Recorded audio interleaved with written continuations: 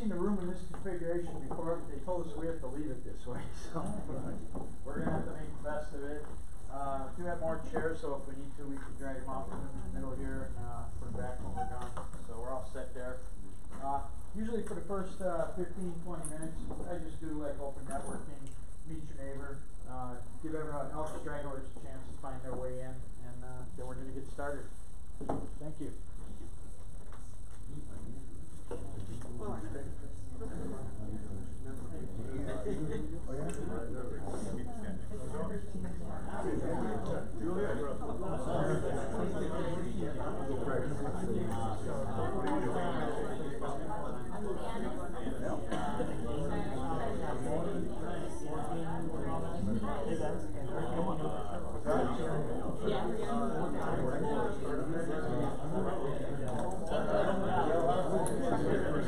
Tell us about what you hear.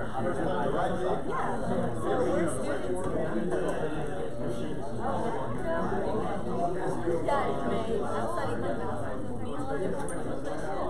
We're finishing our undergrad in specializing in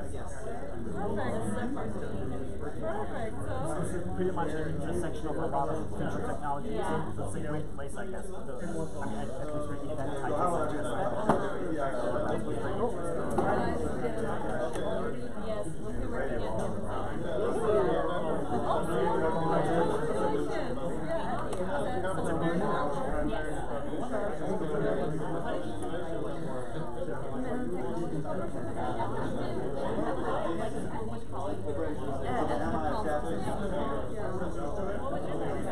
Oh, I am doing my LLM right now. So studying innovation technology and law. What this is emerging technologies, how they're going to get regulated when they regulate. What the law is going to look like, so then you position context like so that's a unique program. Yes. Oh, that's an online program. Yeah, like I can follow on my last online. That's what the program is working out for. I have a company called Okay. I help universities to commercialize their patents. Oh, yeah. Do you do any work with UT has their own technology transfer office. It's a big university like MIT, Yeah. small universities in America that are 45 years. And some of the ones they have a small program because I have their own transfer office. Actually, like their portfolio makes sense that I can provide them.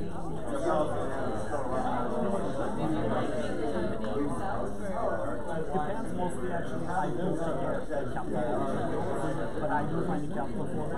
Mostly I actually come up with things like this. And then we find finance fund really depends on the people that are running the company. So that's why you first need to find the right person that has a background. They are level 1, they're not level 1, they are still in the lab. Some of the professors are probably working on the good stuff that is like way down the road. I was considering No, I did not actually. That's an interesting thing because I had a track record of a lot of things. I did do 3 months. So 26 sessions. I don't know. I skipped 7 years old. You taught yourself well, this comes from albums. Sounds like I never worked. Yeah, I dropped out of Columbia because I started my own company. And it became successful. So when the money I was kind of waiting for a little bit. So I found myself in a very incredible.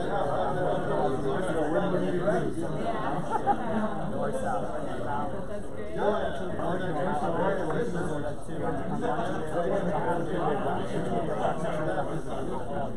it will be folks like you come forward and sit at the university great home. It will be instead of a research work, it will be a business system and manufacturing rather than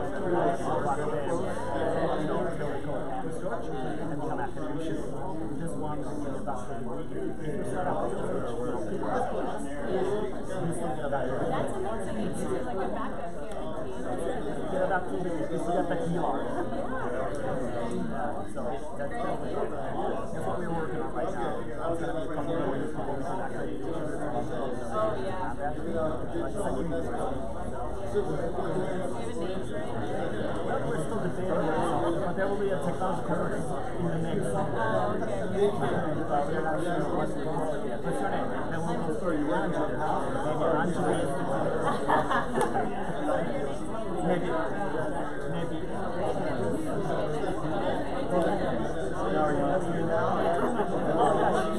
But I don't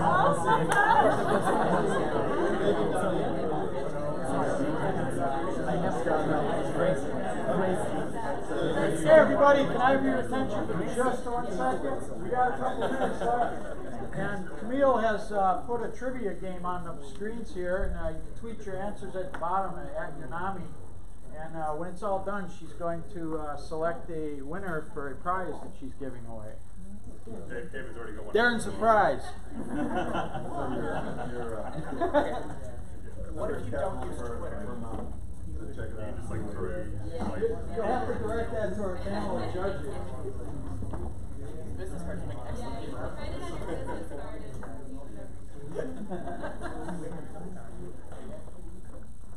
Officially socially outcast myself.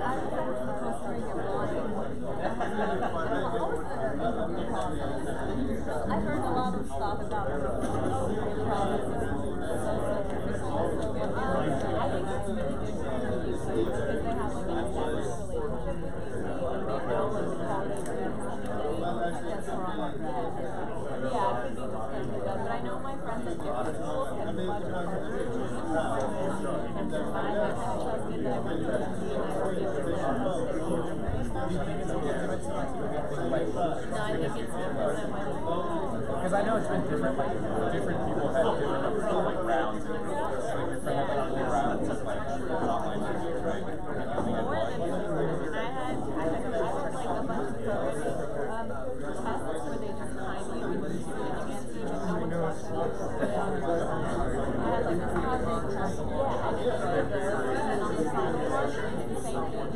All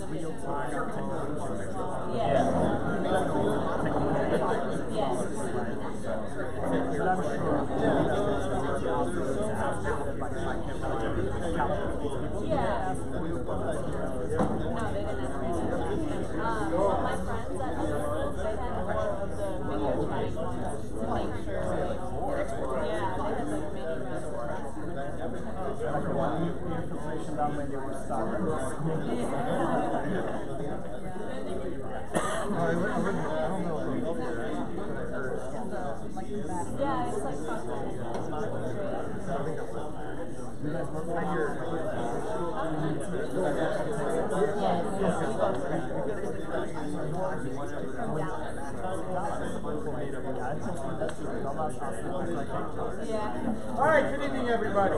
Good evening. Do I need a microphone? No. Thank you. Is that you? Yes. Thank you.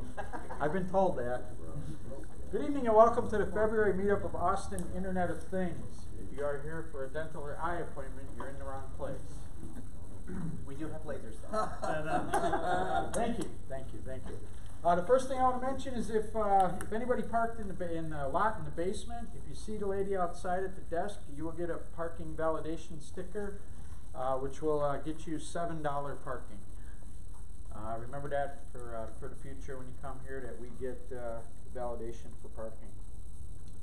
How many of you are here for your first Austin IoT ever? I thought so. I saw a whole bunch of new faces. That's awesome. Thank you and welcome. The question is, where's everybody else? That's a puzzle that we've been trying to solve for 5 years. Out of 96 RSVPs, we usually see about half of that. Huh. I think that's the way. Which is very typical. Sure enough used to have beer. Not quite that many. Please don't become a statistic. Thank you. A little bit about the group, a little bit of background. I started Austin IoT in June of 2014, and it just took off like right away and instantly, and we have experienced an almost linear growth pattern since then. The Internet of Things seems to be continue to be a very hot topic in the tech community, not only here in Austin but around the world. And basically, our goal is simple. My mission statement for the group remains the same today as it was in 2014. I want us to exist in a space where business and technology meet. And my ultimate dream for this group is that one night at one of my meetups, 4 people are going to be standing in the corner talking, and out of that meeting, the next Dell Computers is going to be born. And they're going to take everyone in the room along with them. So let's make that happen. All right? So that's a little bit of background about the group. I'd like to give a big round of applause to Yonami, Joss, and Emil for taking the time to present and be with us tonight. Thank you very much.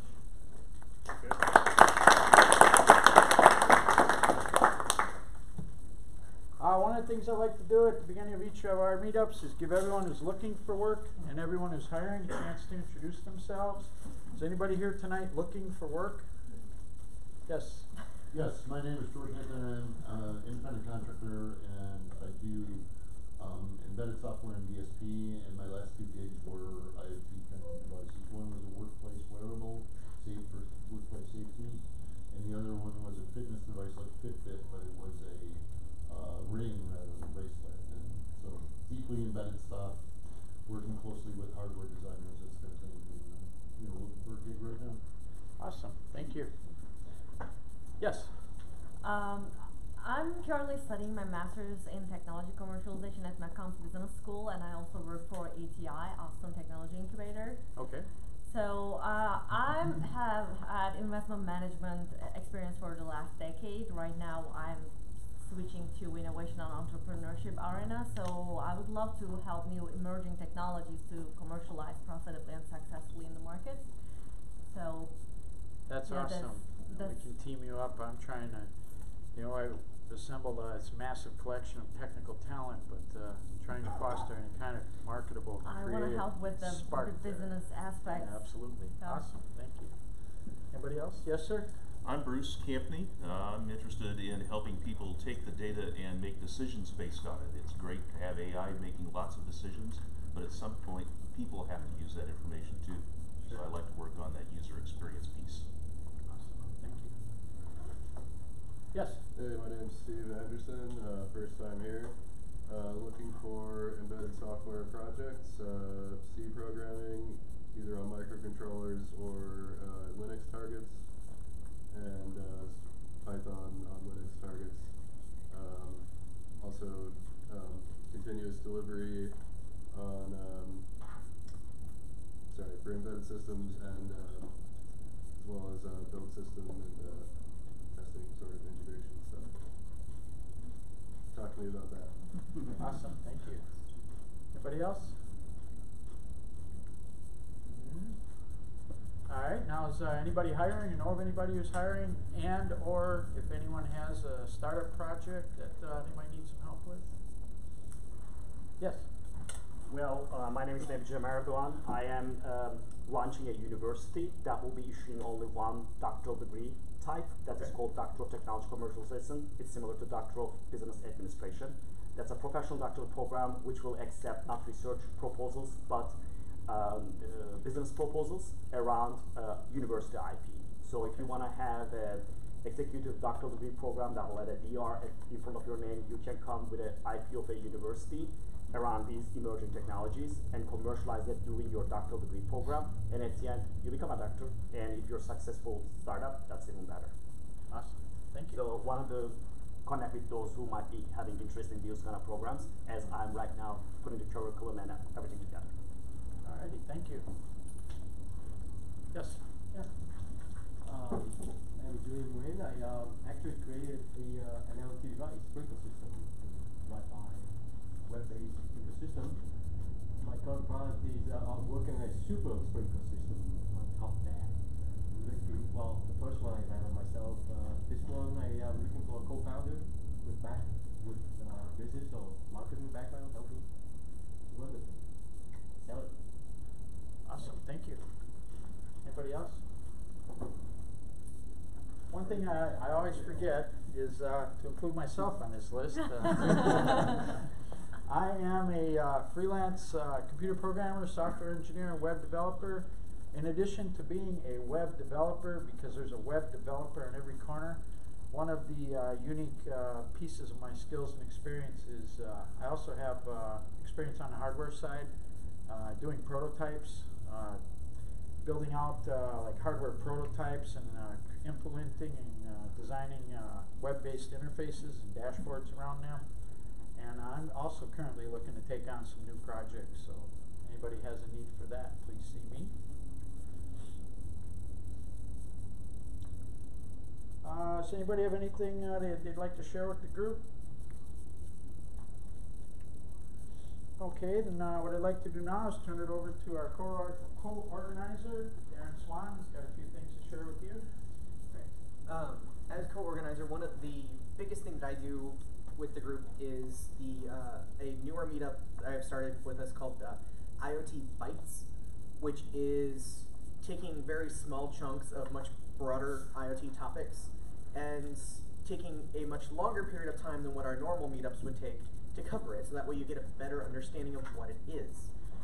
Next month, which is actually next Wednesday, because we meet on the first Wednesday of every month, and we meet at Big Daddy's Burger Bar up off Burnett and Research.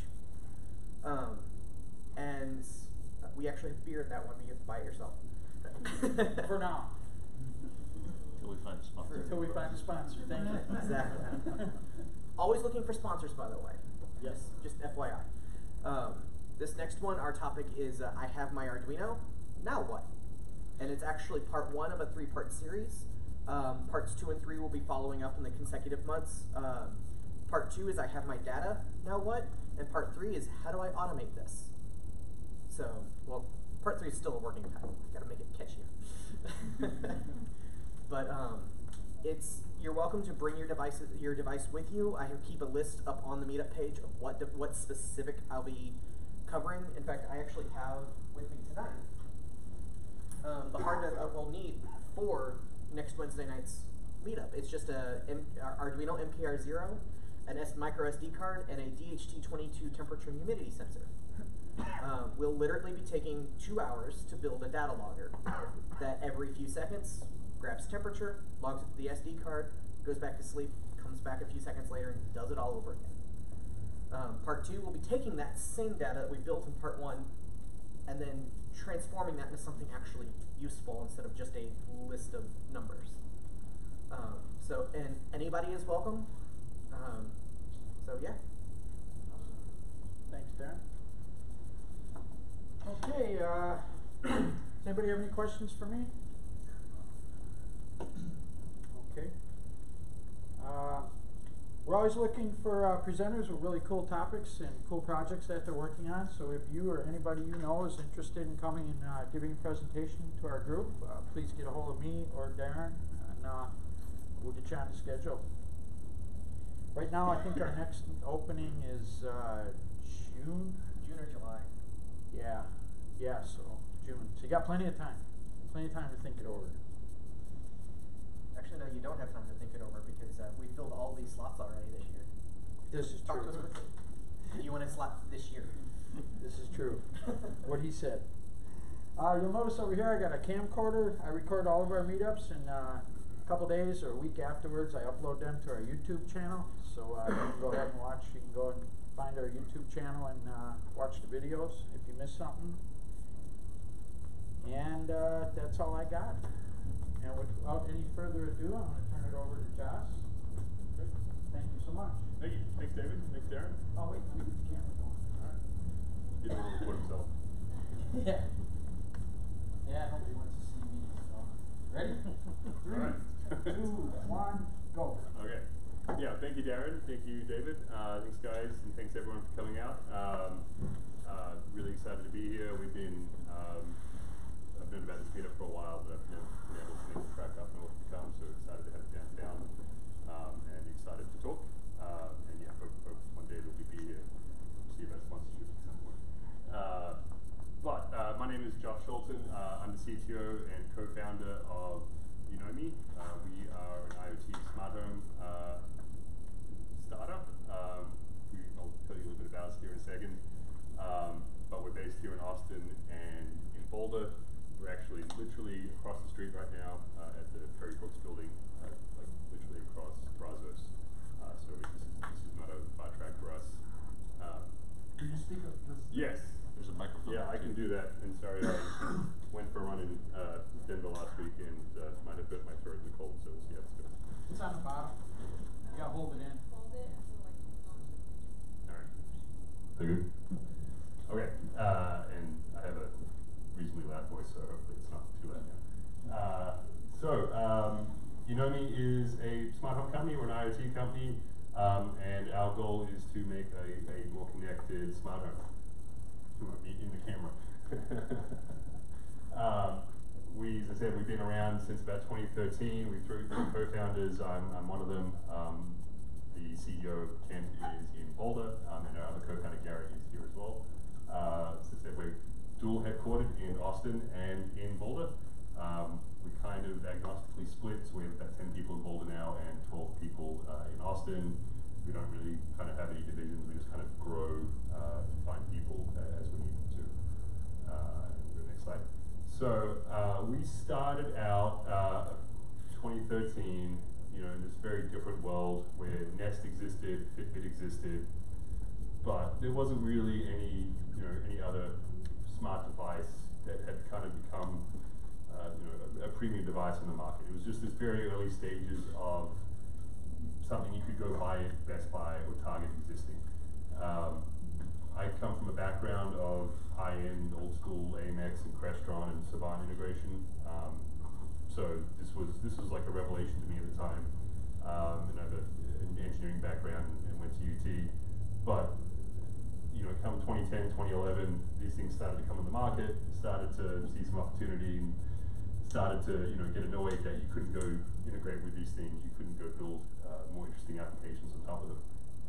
So myself and Ken, one of the other co-founders, had been talking for a couple of years, and we eventually got together and decided that we had kind of this mutual interest in starting a company that could bring this type of integration, this type of automation to a more widespread audience, you know, to basically to everyone.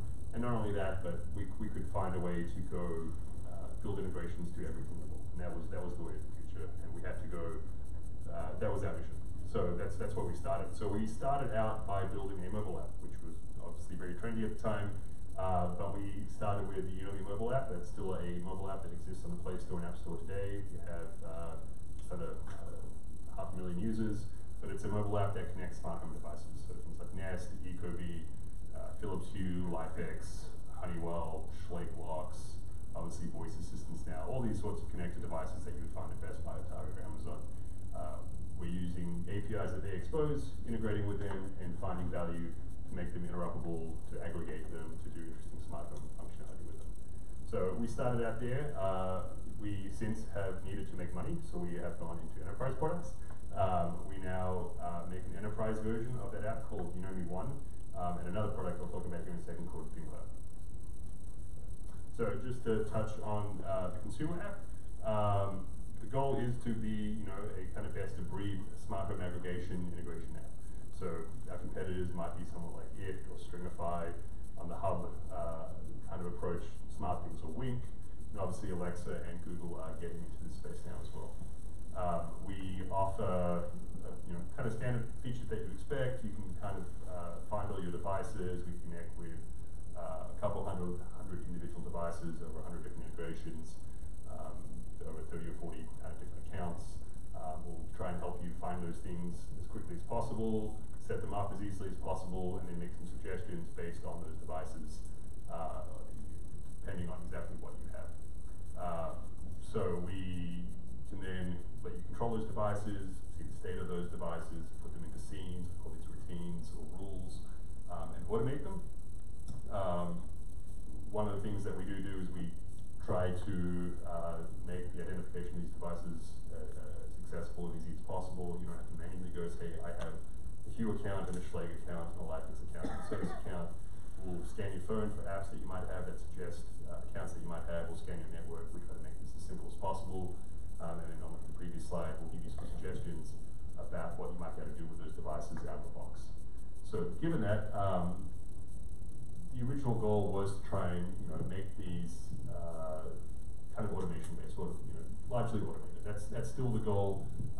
We've kind of backtracked a little bit from not wanting to provide manual control and not provide state data and just, you know, kind of be a back-end kind of hidden device, hidden product, into being a bit more of a holistic. We can do all these things well now that we have the manpower. So we're still not trying to be a remote control, but that is some functionality we can provide. But our bread and butter is within routines. So that means automated events, and that means scenes. So it means based on time of day events, sunset, sunrise, sun events, or sensor state events, we can automate all the actions for devices we support in the house. So when I wake up, or it's sunrise, then adjust the temperature, turn on the lights, brew my coffee, play some music, make an announcement, tell me the weather. You know, all kind of standard things you'd expect now, kind of in the Amazon Google. But not only that, we can do this kind of conditionally. So we can put conditional logic on these things. So I can say, this is my routine, but I only do this routine on a weekday. I don't do this on Sunday. I want to sleep in. Please don't wake me up at 7:30 to brew coffee and play some music. So we can support multiple events, multiple order events, as many actions as possible as you want to put in there, grouped actions, and multiple handed conditions that kind of scope that routine to what you want to do. And next one. As mentioned, we'll personalize routines. We'll provide some recommendations. So you might have a Valentine's Day Netflix and chill recommendation that plays some romantic music and dims the lights. But if you don't have a Sonos and you have a Bose, maybe we'll show you the exact device that you support. If you don't have Hue, we'll use your LifeX lights, and we won't show you devices that you don't support yet. So that's kind of a brief overview of the app. Happy to talk about that a little bit more later, but that is a free app. It's in the App Store. We'd love for you to check it out if you've never heard of it, never seen it before. We don't charge for that. We never plan to charge for that. It's continuously improving, and because of something I'll tell you here in a second, It's supported by the enterprise products and it's built on the same platform as the enterprise products. It's always getting better. We're always adding integrations, and there's always going to be new value that we can put in there. So onto the platform products, we have two, ThinCloud again and Unomi One. I'm the product owner for Unomi One and the mobile app, so I'm going to talk about ThinCloud first to get that out of the way. And then we can just talk about the things that I care about. But I kid. ThinCloud actually came to be because it was our first money-making enterprise product, because we started to approach partners and device manufacturers and get these relationships, and we were saying, okay, we'd love to integrate with you, but we need APIs, and we need to make those accessible, we need to be able to work with them, we need standard OAuth, we need all these standard all these standard specifications, and they'd say, yeah, we don't really have that, right? And so there was a problem for us to solve, and we had a kind of a deep background in building APIs, building platforms, and hosting these and making them secure, and understanding devices and this ecosystem. So we thought that this was something that we could help with. So what ended up happening is we got with a couple partners. We ended up slowly building this product that's now ThinCloud, which is a turnkey backend as a service effectively for consumer-based IoT products. It's serverless, it's built in AWS, a number of AWS products, but if you have a connected product and you need a fast way to get to the cloud, you need a way that helps you manage costs, provision devices, do it securely, handle all the really kind of like nitty-gritty things that are complicated, that are tricky to scale, and tricky to do if you don't have a specific experience. That's exactly what ThinCloud is built for. So we have a number of clients on that now. Our first big customers, one of our investors is Schlage Locks. So we actually support their backend. And they came to us basically, they know how to make locks. They used to have a Z-Wave lock, just have a Z-Wave lock that runs against like Wink or SmartThings. And then they had a Bluetooth HomeKit lock, but they've never owned their own platform. They've never actually had their own API. 5 years ago it was very clever. 5 years ago they don't have to assume any of the costs. It was easy for them to just go, hey Apple, hey SmartThings, hey Wink, you take on that responsibility. But they got none of the benefit either. And the world quickly changed, and suddenly there's voice assistants, suddenly there's a bunch of data, and they don't understand who their users are, because they don't see, they don't even know how many users have two locks, because they don't get that data back. So they very quickly realized they needed an API. We were happy to help them, and this is the case for for anyone now. You go look at Alexa, you go look at Google, and you start scrolling through the list of connected services, and there's thousands and thousands of integrations in there. So everyone now making a connected device obviously kind of needs to have own their own platform, and that's generally what ThinCloud is designed to do. So now to talk about Unomi One. Unomi One was always kind of planned. It is a platform version of our mobile app. So it's a way to aggregate, integrate across multiple devices, and put smart home services on top of them. So you take the app, you get rid of the actual mobile app, and if you have your own experience, if you have your own service, your own product that needs to leverage connected devices in some capacity, that's what Unomi One does. But if I'm an insurance company and I want to support 10 different smoke detectors or water leak detectors, I don't want to have to go integrate with every single one of those things. If I build an ebook that is a kid's book and I can turn through pages and play scary thunder noises for my kid and flash the lights to like produce an effect, I don't want to go integrate with Hue and Osram and LifeX and Wink and SmartThings. I want to be able to just do that with one API. Separately, I don't want to have to go figure out how to get state data from all of them. I don't want to authenticate against all of them. I don't want to manage all those things. Huge pain in the ass. So that's exactly what Unomi One is designed to solve. And it delivers integrations across pretty much all of the devices that we support in the app. There's a couple of exceptions, but generally we can support all those integrations, and then on top of that we kind of lay a typical smart home functionality, again similar to what you would see in the app. Authentication, device discovery, device management, user management, setting up routines and scenes, things like that. It's a platform, so there's cloud-based APIs. We have local SDKs in some cases for integrating that with a mobile app or with a backend service. And happy to see some friendly faces in the audience that are using some of these things now too. So as mentioned, we have about nearly a couple hundred individual devices. That's across so different integrations. We continually are adding new integrations all the time. And yeah, you know, we're kind of filling out the ecosystem, making sure that we fill in all the holes, and as new devices and new grants come out, we support those.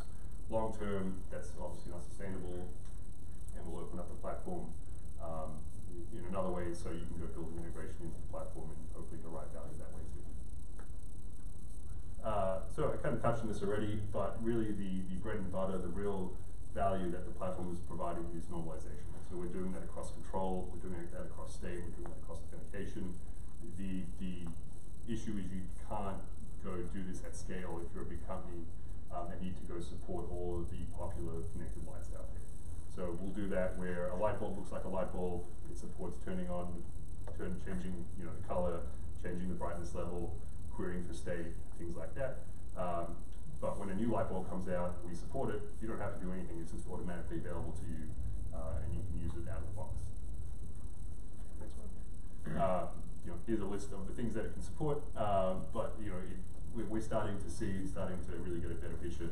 I mean, it really isn't just like control and state querying, but it's about all these little things that are a pain in the butt for you to have to handle yourself. If you have to go figure out how to authenticate into every single light bulb type or every single smoke detector type, if you have to go figure out how to discover it or add it, or every single REST command or XML command to control that device, it's a lot of work. And then whenever it changes, you have more work to go do. You have to manage that, you have to look for errors, you have to keep up on all those APIs, and that's something that Unity 1 abstracts away.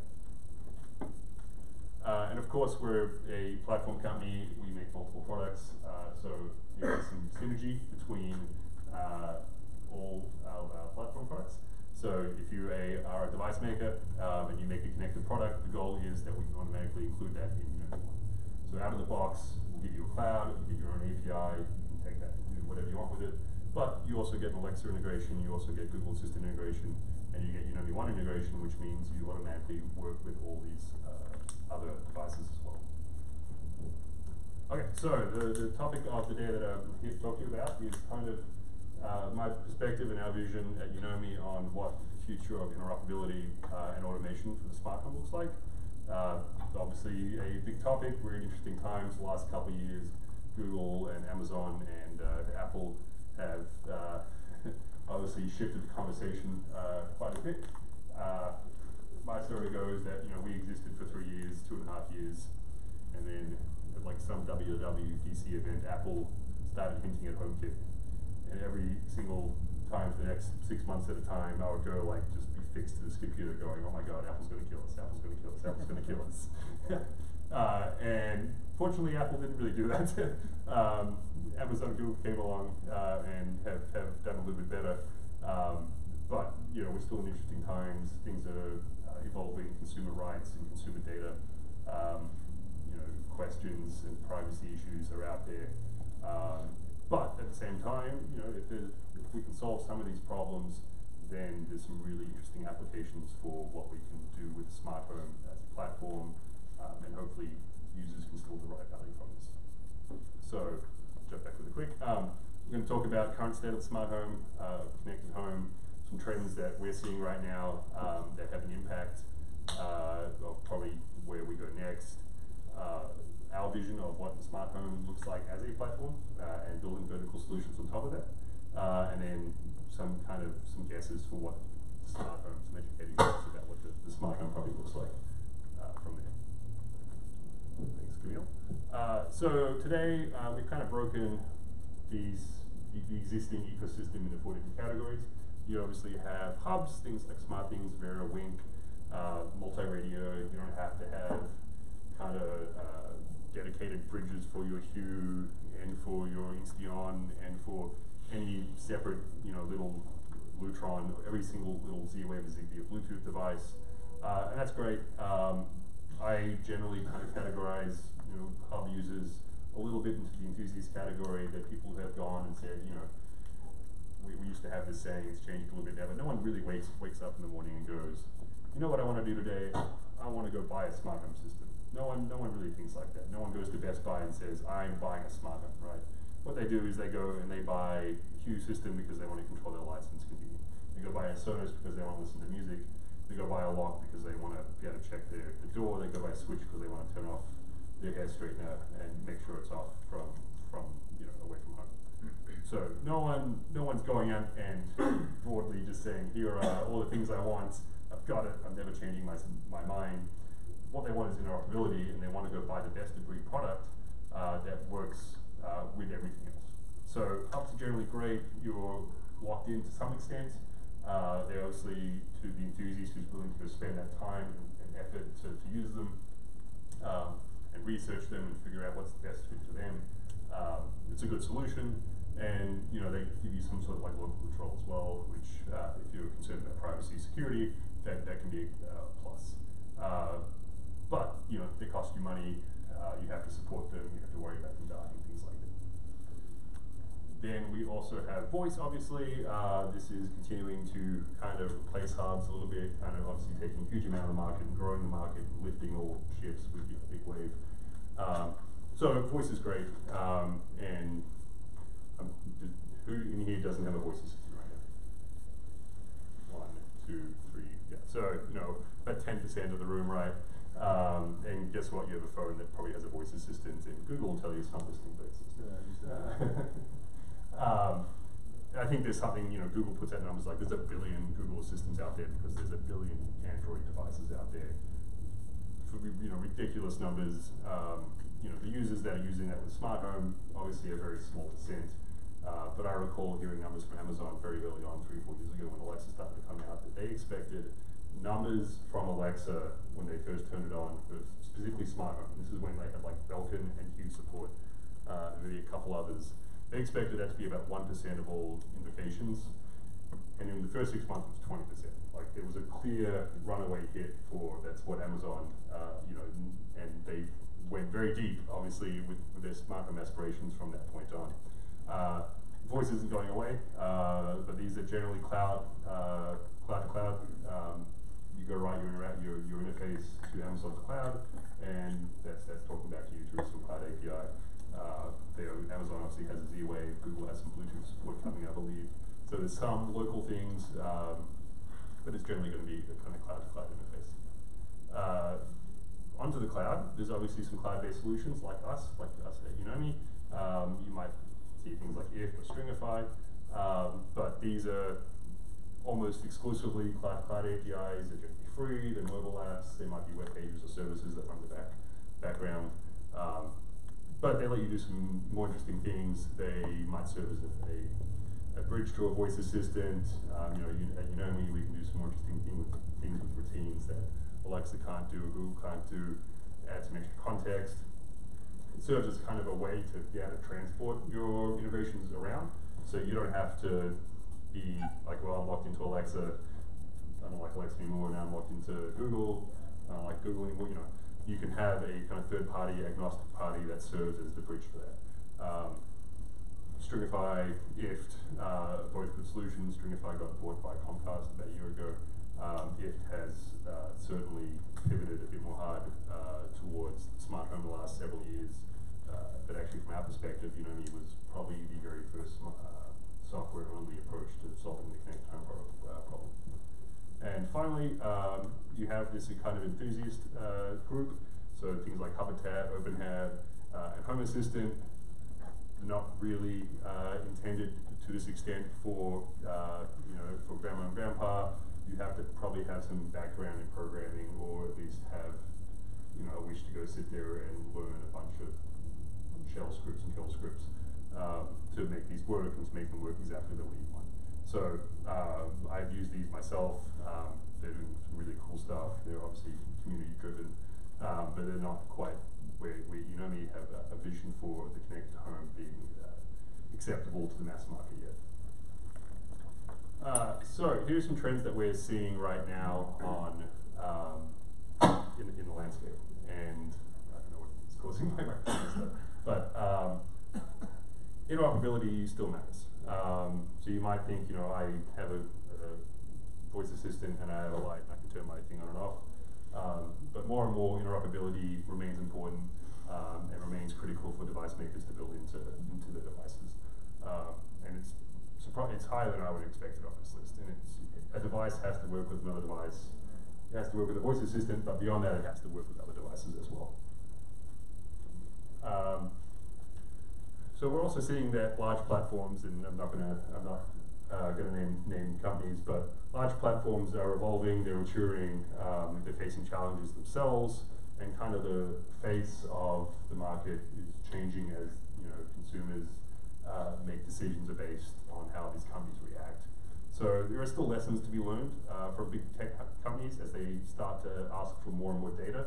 We're starting to see device makers push back a little bit, where Amazon and Google are actually asking you to port all data asynchronously. So every time your Hue bulb turns on or off, Amazon and Google is generally getting that if it's connected. So that's something that device makers are aware of, and it's a big struggle for them.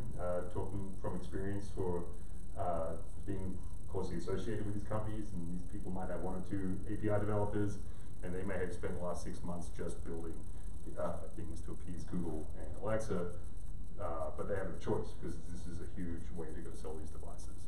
At the same time, to me, it's surprisingly been very quiet about how little kind of attention this has received, because it's a little bit of a debatable practice that you don't really understand that your switch data and your light data and everything you do when you touch your connected device, if it's connected to Google and Alexa, might be getting shipped back to them.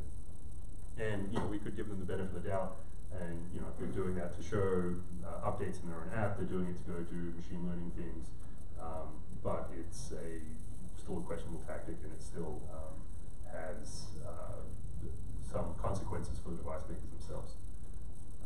That said, there's opportunity there if you can help the device makers accomplish that. If you're a non-service company, if you're a company that's historically made hardware, if you've never really been in the cloud, you have a lot of users, you have billions of users, maybe you're still trying to play catch up, so you might have a smart home solution that needs some work, and Google and Amazon are passing you. Other companies, other big companies are requiring smart home companies or platform companies to go solve some of these problems. That also raises questions. So, that causes slowdowns in development, that causes massive platform shifts, that causes security and privacy issues if you're a user. If Google goes and buys your company, if Samsung goes and buys your company, what happens to your data, right? What happens to you as a user's data? What happens to you when that relationship as a device maker? And finally, non-traditional players, non-traditional tech companies falling behind. So ISPs, security companies that are lower tech, they need to fight this, right? They can't let Google and Amazon win this war without a little bit of pushback. So they need to be competitive, they need to stay competitive, and they're looking for answers as well. And finally, we're fortunately starting to see consumers push back, and consumers are asking for rights, they're asking for more information, they're complaining when you see something that's not quite right. So you want your connected device to last, you don't want it to die if the company, this Kickstarter product that you bought never succeeds, right? You want to get your product, and then if the cloud shuts down 6 months later because they haven't planned ahead, that's not right? You put in a lot of value just to buy, you put in money to get that device, and as part of that device, you expect that thing to last. You expect to be able to use that device with other things. When you buy it, you probably have like an implicit understanding that it probably works with voice assistants for free. You probably have an implicit understanding that you can probably take this and make it work with other integrations for free too. And we're starting to see products that have not planned ahead, who have not kind of figured out how to build cloud properly, that are charging money to do these integrations. And that's not ideal either from a consumer perspective. Obviously, you should be able to choose who you connect your device to, what data they get. And it gets very complicated because that's a huge chain, right? You don't know who has your data very quickly. Well, I gave it to Unomi. What is Unomi doing? Who's Unomi selling that data to? Is Unomi chaining, on and on and on? We don't. But you don't know that, right? You have to have some level of trust. Who's going to buy Unomi? We'll see. But we have a very specific privacy policy, and it's the first part of it is in clear English that explains what your rights are. We think that's very important And we will never sell personally identifiable data for any reason. And then, yeah, privacy and security, we're seeing a big push on this now. You see announcements like Nest, the Nest Secure having a microphone in it. As an engineer, I can understand why that happened. It's like every product they have has a microphone in it. Someone at Nest just assumed everyone knew that, right? And the marketing person overlooked it, the person writing the manual overlooked it, and they just didn't stick it. Now they're getting, Congress is going, why didn't you tell anyone there's a microphone in here? And there's very little chance Nest to use it again. Google has 1 billion phones. If they really wanted to go get every recording of you, there's easier ways to do it than doing it through your little security thing that's by your front door. But the good news is regulators and the governments are taking action. GDPR is in effect. That's certainly had some effect on every tech company. We spent several months, making sure we were in agreement with that. We were in spec with that, and it seems like US versions are likely to follow. And again, consumers are taking notice, and media companies are taking notice too. So these are all very good things. So that brings us to, having said all these things about privacy, that brings us to some applications that we hope should all, and it's never going to be solved, there's always going to be concerns, but it's a thing that, we as IoT professionals and we in the Connected Home space have to face, right? These are problems that have to be understood and respected and solved if there's going to be a more broad way to go get value out of these ecosystems. Assuming we can solve those, assuming that we can do the customer right, the consumer right, then we open up a whole world of possibilities and interesting things as technology progresses. And that's the freaking awesome thing about technology, is it gets better and better, and because it's software, we can build more and more interesting things on top of it over time. Good comes with the bad. If we can solve the bad, then there's unlimited potential. So what we're looking to do with Unomi One is turn the house into an API. Turn the house into a platform. If we can make all of your devices agnostic, if we can view a light bulb as a light, and a switch as a switch, and a thermostat as a thermostat, then there are certain archetypes that exist that we understand and can expose to service providers to do really interesting things with. And some of that might be data-based, and with your specific user, consumer opt-in, we can go, let them learn something interesting about you, again, with your opt-in. And very quickly, there's all sorts of interesting applications that come across multiple verticals, things like eldercare, real estate, insurance, automotive, energy management, security, all sorts of interesting things that your data has. And this is kind of how we view the platform, is it has kind of two major tenets. It has control, so I can control your devices, and I can do this agnostically across any of these things, and state. And we can aggregate and make your state data agnostic. So every security event, every smoke event looks the same, right? It doesn't matter if it's a Honeywell smoke detector or Nest smoke detector. If we can pull that data out, that's very valuable to the insurance company who wants to know if you have a water leak detector, or if you have a, even just a smart thermostat, or a fire or smoke detector. Just knowing that might mean, the actuarial scientists can go say, we trust them, that it's not going to happen every time, but because they have this leak detector, because they have a smoke detector, they're 5% less likely to have a major event, and we can give them a discount. So this ideally serves, back to the previous one, this ideally serves everyone.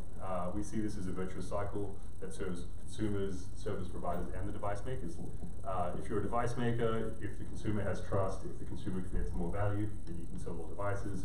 If you're a consumer, you hopefully are getting more value out of these services. You're not just getting the basic value you're getting by being able to turn your lights on and off, by knowing if there's a fire. You're also getting value because you save some money.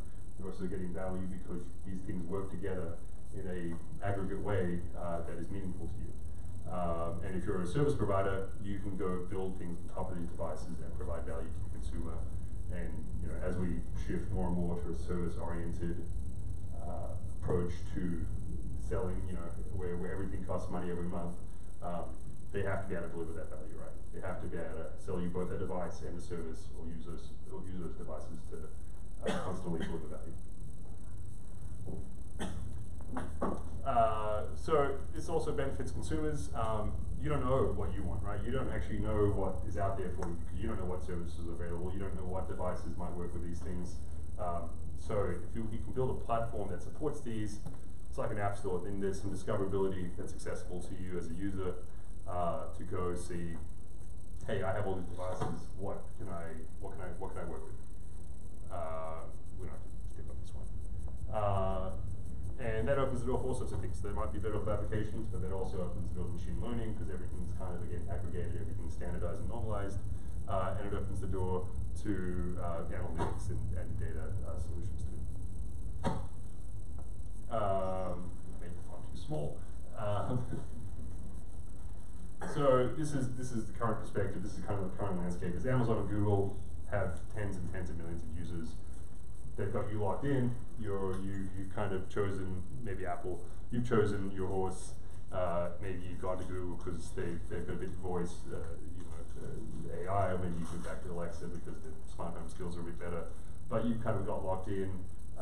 You're fixed, and as a result, they keep moving down the stack to go do this aggregations integration layer. And they're fundamentally competitive to us at this point because they keep building all this tech into their own apps.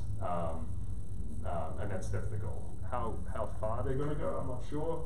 I don't quite imagine them ever going into every single edge case. They just saw today that Google finally added color selection on light bulbs. So they're always going to move a little bit slower.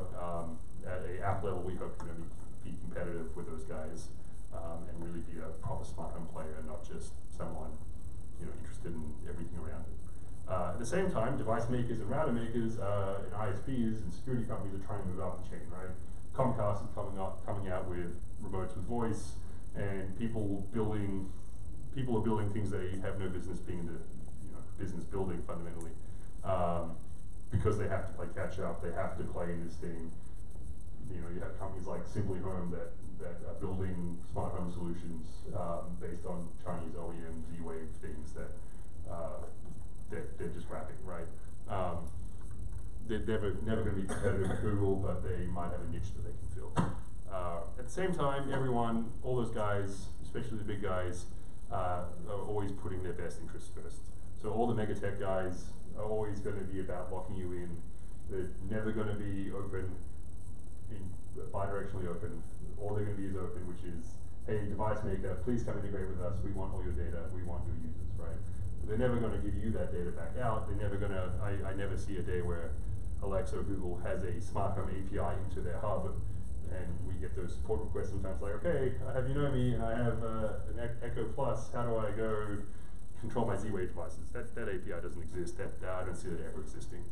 And that's where we see Unomi coming in, which is, as a device maker, you need to go integrate with Alexa for voice control, Google for voice control. But if you want to go integrate with everything else, then you need a agnostic platform provider that provides that integration layer. That's what Unomi provides. And if we can do that, then and build that platform, then these vertical solutions can be built upon. And we've been talking to all sorts of interesting things, including pet care and insurance and home services and understanding your home and how clean your area is, and all sorts of applications that only work if you can take out the complexity of the integration layer and just turn that into a platform and turn that into a service, so the people who are good at insurance and the people who are good at elder care can focus on the things that they're good at. So that leads us to the future.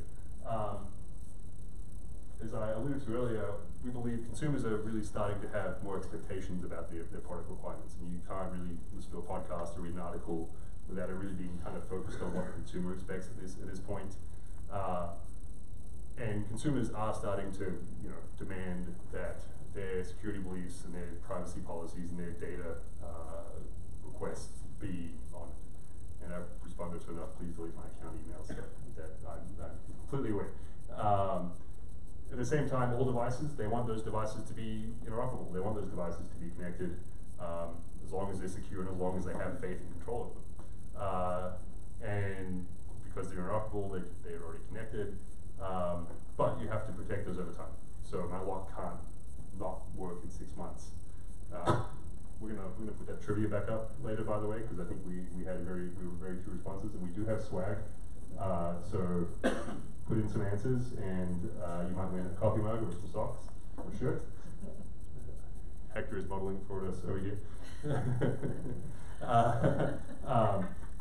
But one of those topics that I literally saw today was there's a sneaker company making connected sneakers, and did anyone else see this article about there's a firmware bug, and because of that you can't tighten your sneakers because it's a connected set of sneakers, and you can't tighten your sneakers because there's a firmware bug. So consumers have some expectations that your sneakers continue to work after 6 months if they decide to get rid of their cloud.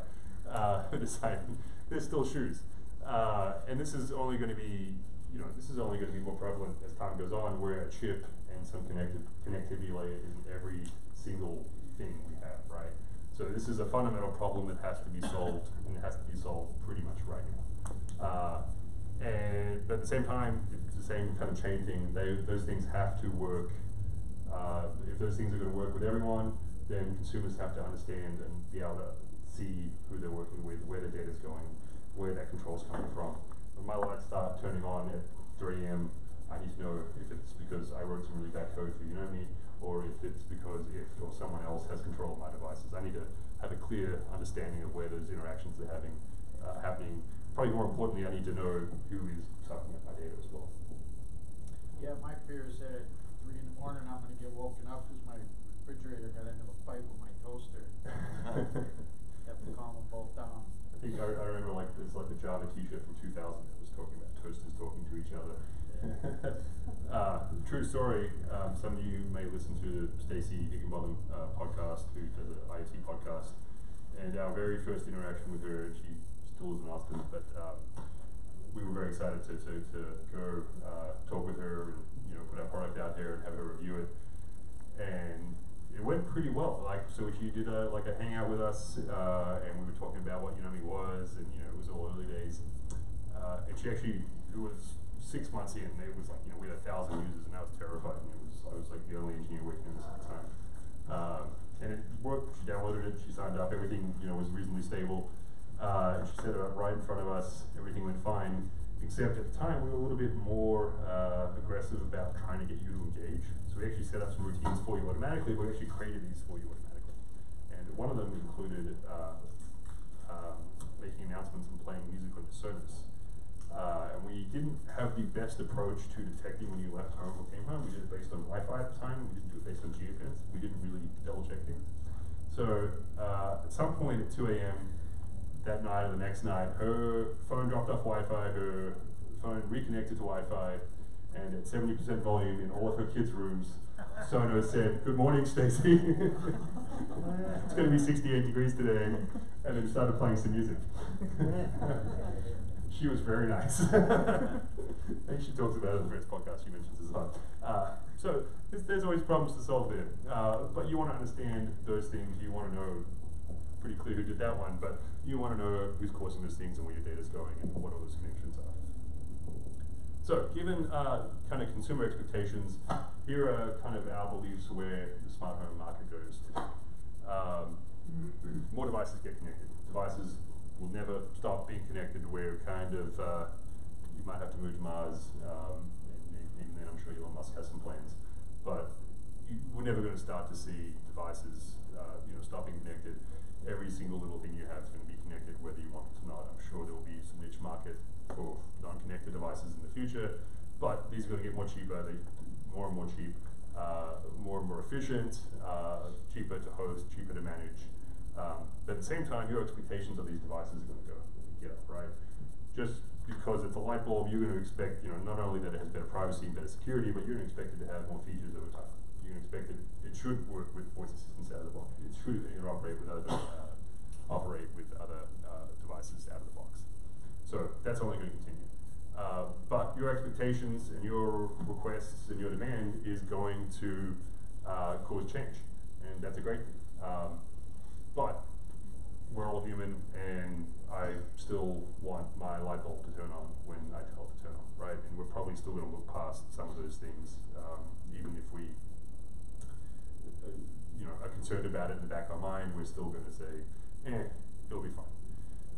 So that still remains important. Easy use is always fundamental. Voice assistants aren't going anywhere. Voice continues to get better and better. That's going to be great. Voice will literally be everywhere, as the Amazon Super Bowl commercial tried to show us.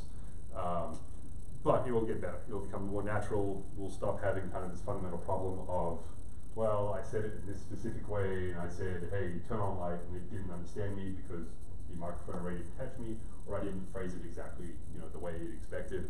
The AI and machine learning behind those things will get better, and it'll be like just talking out loud, casually, without having to think about how to phrase these things. And because of that, the assistants get better too, because that's fundamentally what these are. They're text-driven or voice-driven assistants. As the machine learning gets better, your life gets easier, and that'll be good. Hubs probably start to fade away a little bit. I've seen some controversial statements about whether or not this is really true. You obviously see pushback from enthusiasts saying I'm never taking my hub away. And there will always be solutions for them. I think there's more polished, homegrown solutions now than there's ever been. But for the mass market, for the tens of millions of users, hundreds of millions of users, clearly Alexa and Google is taking away dominance on smart things and linking things like that. At the same time, I think we'll see some stuff, continue to be put into routers, into those people that control those things, but they'll be delivered as well. At the same time, interfaces will become more agnostic, and you'll expect that your device can do anything that your voice tells it, right? So even if you don't know it exists, maybe you'll just say, I can't think of a really good example for why you want to do this, but you might want to say, hey, light bulb, flash the, maybe I'm trying to alert the pizza driver, right? And I can tell my voice assistant that, hey, notify my front porch light to flash. That's probably not functionality that's built into your voice assistant right now. But that might be functionality that we'll eventually expect over time. And that means APIs have to get better. That means integrations have to get better. That means again that these protocols and this agnosticism and interoperability between all these devices has to get to a point where it's just kind of natural. And finally, some smart home kind of expectations for tomorrow, things that we see driving tomorrow. Again, privacy, security, and user trust fundamentally has to be there first. Once that's there, world is our oyster, and technology can serve us for good, hopefully. I'll take an optimistic view. Machine learning and AI will start to make a meaningful impact. We're actually starting to see this now. I think Alexa has what they call nudges or hunches, or hudges or hugs, something like that. But they have some data. They have all this data that's collecting, and they're starting to do things like make suggestions, saying, "Looks like you left one of your lights off. You don't normally leave it off. Would you like me to turn it off?" And that is part of. Someone was asking earlier, where did you know me come from? But it's supposed to be play on you know me, you know you, doing the same sort of thing, which is if we have enough data about your house, about your home, about your platform, we can make some of those guesses, right? And this is one of my favorite topics that I can ramble on about for a while. But context becomes very important. Context becomes more and more important because it doesn't really matter what a device is not necessarily valuable just because you turn it on or off. But a sensor device is transparent, it's kind of hidden, and it may not be valuable in itself, but when it is aggregated and when it's interoperable, all that stuff becomes really important. And my favorite really quick story I like to tell here is anyone familiar with the quirky egg tray? Yeah, I bought a couple. Yeah. Used to have it, I should say. How much do you buy that for? No, I didn't. $5. Probably a good thing. Yeah, no, at the end of life and everything, so I just picked it up. But So it consumed batteries, so it was crazy. Josh is familiar. Literally, this was 5-6 years ago, a company called Quirky, who was the parent company of Wink at the time, they bought several times, built a connected egg tray. Literally a connected egg tray. You had extra value because it actually took 14 eggs, which just made it even bigger and more difficult to get out of your fridge. I tried to use it in practice once. It was Wi-Fi too, took batteries. Standalone, it sounded kind of interesting because you could actually, it would tell you which egg was the oldest. It would tell you if you're at the grocery store, do I have eggs? Maybe if you make a lot of eggs or omelets, that's a useful thing to you. And it was a fine thing in practice. I think it was a. It was a stupid thing in practice. Yeah, it was a fine. Just a fun thing to have and talk about. Oh, wait a minute, I'm an extrovert. Oh, 4. Yeah. What else? Who cares? In theory, it was not meant. I don't think it was actually meant to be a Serious product. serious I hope so, product. 'cause it But wasn't we can massive. never forget the pet rock and, Yeah. and the hula hoop. Right. So it's great. You're playing with my story, which is it was a stupid product, but it was 5 years ago, 6 years ago. People were playing around with stuff, but I looked at it from a perspective of, okay, this is terrible. I think the one time I tried to use it, I literally cracked an egg because the whole thing wouldn't come out of my fridge. It cost me $14. It retailed for $100. I think it went down to like 50 to 40, and I got it off Amazon for $14. I think my dad bought one as well and took it apart to take like IR sensors out of it. But the lesson I learned from this is, if the software is good enough, I'm not actually going to use it for that, right? But it does have some interesting contextual information. If it knows I take the tray off and I pull an egg, it knows I'm making breakfast. It knows it's probably the morning. It knows I'm in the kitchen. That's a sensor device, right? And by itself, that's useless.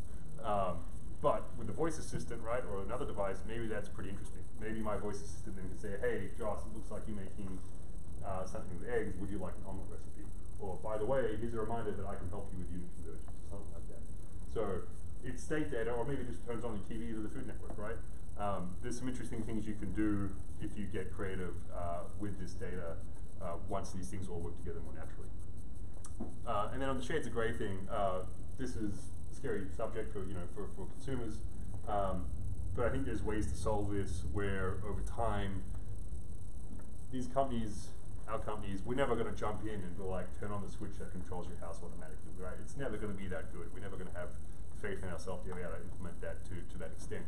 Instead, it's going to be a user training exercise where it's, hey, here's a suggestion, right? Here's a routine we think that would be good for you right now. Or we know all your lights are off, so instead of, we're not going to turn the lights on for you, but here's a button elevated to the front of your home screen or to your watch that you just get, or through a notification, like a rich notification, that says, hey, all your lights are off. If you'd like to turn them on, click here and turn them back on. And the idea is you never have to dive deep into these apps to go use these things. And then maybe over time that becomes, hey, I know you go to bed every day between 11 and 11:05. I'm going to make sure the thermostat's set to 72 degrees or whatever, right, and set to cool. And I'm going to turn these lights out in the front because I know you do that every day. You have an option to cancel it right now, but if you don't take an action the next minute, I'll do it, right? And then here's a way to revert, right? So there's shades of gray. There's kind of a fine line between the user doing things and the computer taking over, the machine taking over. But over time, these things hopefully serve us. And finally, everyone wants in. This is the thing that one's really trying to push that we see as value, is that over time these things are prevalent everywhere. It's a way of life to most people. And if you trust it, you hopefully are getting some benefit. I'm not as loud as I think. Probably a good thing. But everyone wants in. So ISPs, security companies, insurance companies, everyone's going to see this as a way of life, and everyone needs a way to connect to the smart home and to connect to your connected devices. And that will, we've already seen this. This is outside your home, right? This is on your wrist. This is in your car. This is on your pet. This is in your kitchen. This is in your fridge. This is in your egg tray. So everyone's going to want a way to connect with these devices and get value out of them. So that's kind of how we see it, and certainly happy to answer questions. Yes, sir. Regarding security, it's been true that in the past couple of years that IoT devices have been a vector for malware and nefarious bots. How do you see things moving in the future? Since these devices are connected, the economy, for a hardware developer or a hardware manufacturer to build security in there, do you think it'll be market-driven, lawsuit-driven, or government law-driven? Yeah, I think those are probably all generally the same thing. We're very fortunate. We made the best decision our company ever made was not to make hardware. It was a very good decision. Yeah. That said, we work with a lot of device makers, and this is why we see the value, right? It's obviously on multiple levels where you have to trust your firmware maker, and we've got we've got a big conversation right now in the government going, can we trust Chinese device makers, right? So you've got to be able to trust your hardware maker. There's probably going to have to be some regulation at the hardware level, and there's certainly going to be some regulation at the software and privacy level right now that's coming. California already has something, right? And you got to meet certain standards. But I mean, that's been a problem throughout the industry, Yeah. even with PCs, is Yeah. that there's no, you know, if there's a breach in Windows, you know, some security breach, they're not held culpable. Right. And, you know, we haven't seen that yet. I mean, ultimately, it would seem like the way to do that would be through litigation. Right. But that just hasn't happened yet, so. I think regulation yeah. is gonna I think that will happen. I think the regulation is going to be forced upon the industry, whether it wants it or not. You know, maybe the implicit that it's coming will cause people to shape up a little bit. But I mean, people have to care, right? You as, and I know there's a lot of device makers, you just have to care about some of these things. And as a software maker, we have to write good software. Tests have to be in place. That's the starting thing. You have to go care. It effectively, hopefully, becomes, you know, kind of the smart lock front door problem, which is there's always going to be a way to do these things, but hopefully it's difficult enough, and hopefully that the quantities are big enough where you don't have that concern, right? Well, one of the upside, or, you know, things heading in the right direction, as I've seen, is ARM, which, you know, basically owns that embedded market. Their real-time operating system, embed, they are adding IoT security in a very real way. So Yep. that, you know, So it's market driven, right? As they see an opportunity to go build this in, they have to, they lose money if they do it wrong. If they don't sell the product, right? Yeah. So it's going to be partly market driven, where, and I'm sure it'll just be kind of a thing I've heard that though drops for down the stack. a startup developing, you know, a hardware product to say, okay, we're not going to release that until the security's done. Sure. Cost of time associated with that is real. Right, and that's got to be a little bit on the consumer too, right? Which is I need to only buy. I need to start asking the right questions. I need to be educated and understand the questions to ask. And I'm not going to go buy the product off Kickstarter that is entirely marketing driven right now. Yeah. And I know that this is too cheap and too good to be true. You know, you got to have some faith in the product that you're buying, that the people have the experience and that they're spending the time to do it right. And it goes back to, you know, understanding what they're doing with security, what they're doing with data, how they're spending their money, those types of things. Yes, sir. So you were mentioning your egg tray example. So if you'd like to experience that, all you have to do is go to Round Rock and park in their downtown parking garage, and they have sensors to tell you whether their parking spots are available or not available. Yep. It's good. I mean, that's obviously an example of right now IoT will serve everyone. I don't have to go do a Seinfeld trip around the parking lot to find a parking spot. But yeah, it's the same thing. And here, you know, the other interesting thing I think we see with that space is cameras. I've talked to several people where it's not economical to go outfit you can go get a balloon or whatever, right? And put it in a thing. It's not economical to go outfit every single parking spot and every single parking garage with an individual sensor, and then have, you know, the wireless tech gets better. Far more economical solution is I have a camera that the vision tech is good enough where I can just go put up 4 cameras that covers the entire thing and can identify parking spots, right? So aggregate monitors and aggregate sensors become really interesting there. Yeah. Do you hire at UT, and do you hire interns? Yes, Cool. we are hiring interns. We got one more slide that says we're hiring. You add not interns on there. Yes, we are hiring, and come talk to me. I'd love to. So you're bringing up PC industry, and you're also talking about the egg tray and also